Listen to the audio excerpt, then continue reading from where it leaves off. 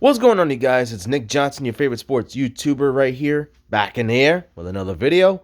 And today, I'm going to talk about two things. One, of course, we all know a couple days ago, the Houston Rockets have traded away Russell Westbrook to the Washington Wizards in exchange for a former All-Star point guard John Wall and a first-round pick. Now, the way I look at this deal, both of these guys, both Wall and Westbrook, have terrible trade values. Both have terrible contracts, and nobody wants them because not only their contract is so bad, but they really haven't shown us why people want us to trade for them. You know, Russell Westbrook, as we all know, officially as of now, he is very less efficient. It's like he wants the ball in his hands every single play. He when the ball's not on his hands, he just how do I say it? He tends to do nothing but stand on the three-point line with his hands on his knees or just stand around there doing nothing. He don't want to move off the ball. He doesn't want to cut to the rim. He doesn't want to set up screens. He don't want to move around just to get open, which is supposed to be what you have to do as a basketball player. But yet he refuses to do that. And on defense, he just basically shows no effort to little at all. Little to no effort at all. And one of the writers for NBA Insider put this beautifully years ago. Westbrook has stayed the same, and that's the problem. He has stayed the same. He doesn't want to adjust. He's not willing to adapt. It's like he wants the ball in his hands every time to prove himself when he's already proven himself that he's really not that good of a basketball player. He's a terrible defender. He is arguably the worst shooter in the league right now, and he has a terrible contract. It's just bad. And I feel sorry for him. And of course, James Harden deserves accountability too because he and co-stars don't really mesh that well together. So we're kind of seeing that now, in which I'm going to get into John Wall. Now, John Wall, as we all know, he too has a terrible contract. Both him and Westbrook owe the same amount of money, owed over $40 million for the next 3 seasons. And both have player options at the end of, I believe, the 2021-22 season, if I'm correct, that they can easily decline and they'll become free agents.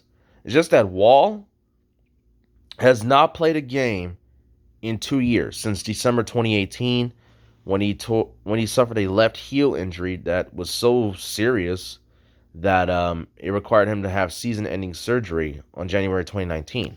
That was the last time he played. Now, we expected him to at least come back midway or late in the following season, which was the 1920 season.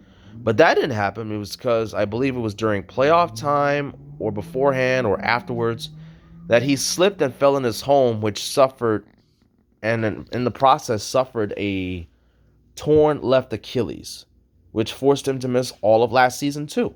So he's not played in 2 years. We just don't know exactly what type of player that he's going to be. Because before the season-ending injuries, he was one of the top point guards in the league. He's an incredible playmaker. He's a good defender. He can shoot mid-rangers, jump shots, all that. And he has incredible speed. And was like arguably one of the fastest guys in the NBA as we all know it. He was a 5-time All-Star, 5 straight years from 2014 to 18 with Washington. And he formed a great duo with Bradley Beal, his fellow co-star, who's now basically going to be the main point of Washington. Yeah, that. He made the All-NBA third team once. And he made All-Defensive second team at one point. All-Rookie first team and was a slam dunk contest champion in 2014. So, this guy was one of the best players in the league. Even my mother raved about him at one point. And she even asked me if he already retired. But I told him he's still playing. He's 30. He just hadn't played in 2 years since he had injuries and whatnot, left and right.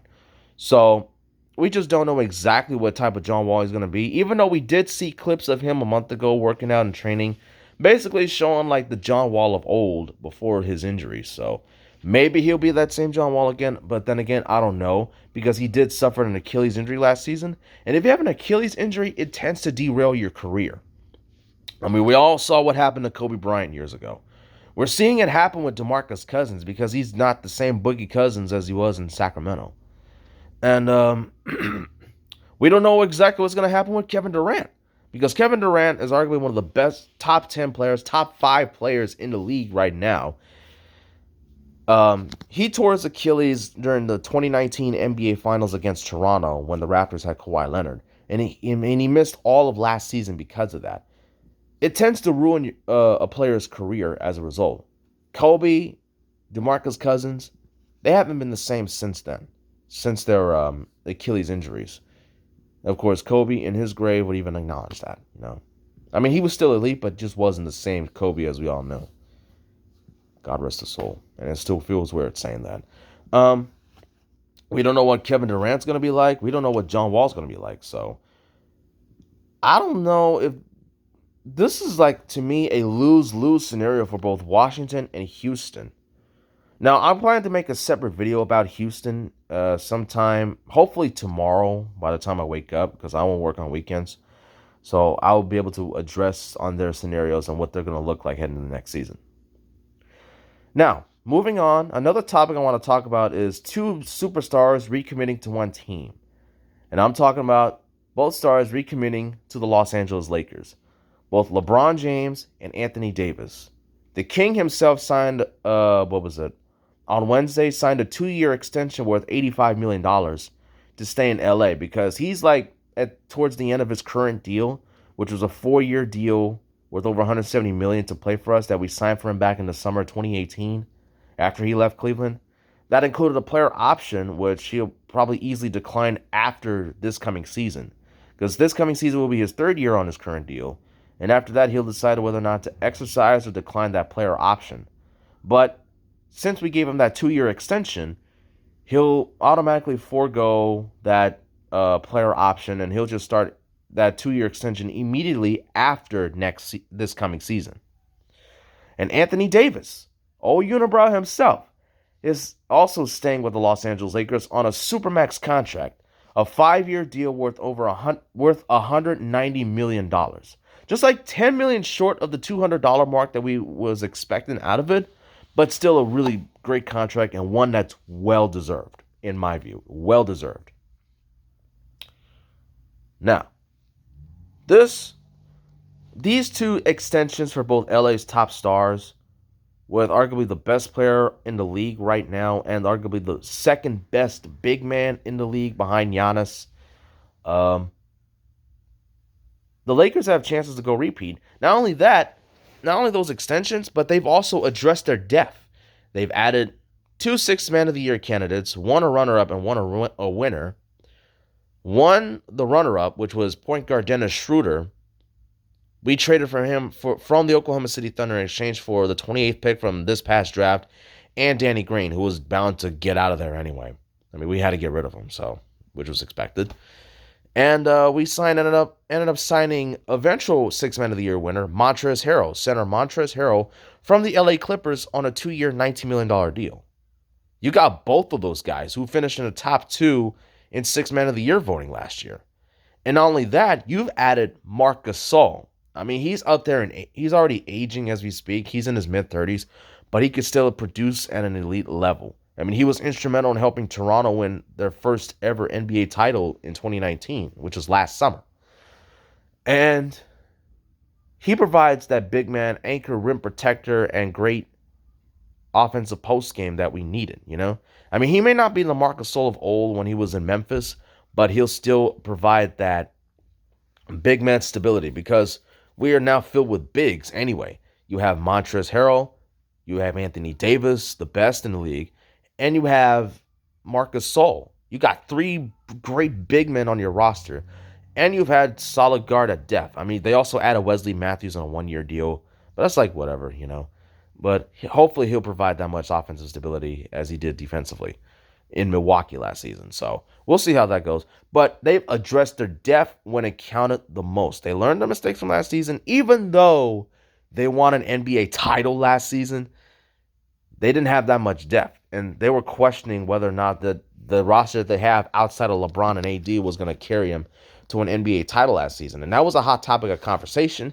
But that got shot to hell once they clicked at the right time. And they all came together as one. Team chemistry, defensive adjustments, much less offensively apart from Frank Vogel, but it mattered and it clicked well as they needed. And it carried them to an NBA title. I mean, with the Clippers last season, with Kawhi Leonard and Paul George, and when they also had Harrell on the roster, they've had all the depth in the world. And they was bound to win an NBA title. And that's why they say Leonard and George was the better duo over LeBron and AD. And the Clippers may win the NBA title because of the talent that they had last season. But it still wasn't enough because they choked the 3-1 series lead against Denver. And look where they are now. Considerably worse than what they were last season. So, yeah. So the Lakers are basically the winners of this year's offseason. And with the NBA season just 18 days away, I'm looking forward to seeing it. Even though I was skeptical at first, now I'm already excited to seeing how this goes. There's a lot to talk about. There's a lot to expect.